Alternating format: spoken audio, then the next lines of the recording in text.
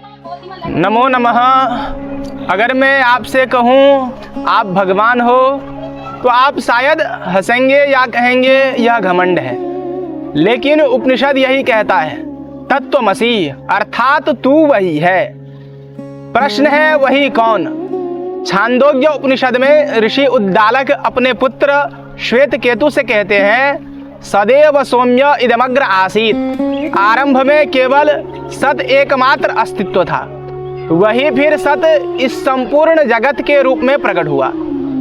और फिर उन्होंने कहा, तत्त्वमसि श्वेत केतु, हे श्वेत केतु तू वही है। यहाँ 3 शब्द है, तत् वह परम सत्य ब्रह्म, त्वम तुम जो खुद को शरीर और मन मानते हो, असि हो अर्थात जो परम सत्य है वही तुम्हारा असली स्वरूप है।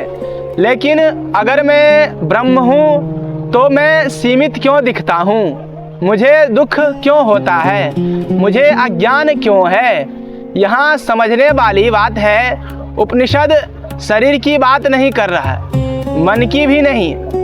वह त्वम शब्द से तुम्हारी आत्मा की ओर संकेत कर रहा है। जैसे समुद्र में हजारों लहरें उठती है, हर लहर कहे मैं अलग हूँ, लेकिन वास्तव में सब जल ही है। लहर का रूप अलग है पर तत्व एक ही है।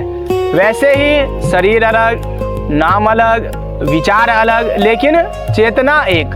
तत्वमसि का मतलब यह नहीं है कि तुम ईश्वर बन जाओगे, इसका मतलब है तुम कभी अलग थे ही नहीं। समस्या यह नहीं है कि तुम छोटे हो, समस्या यह है कि तुम खुद को छोटा मान रहे हो।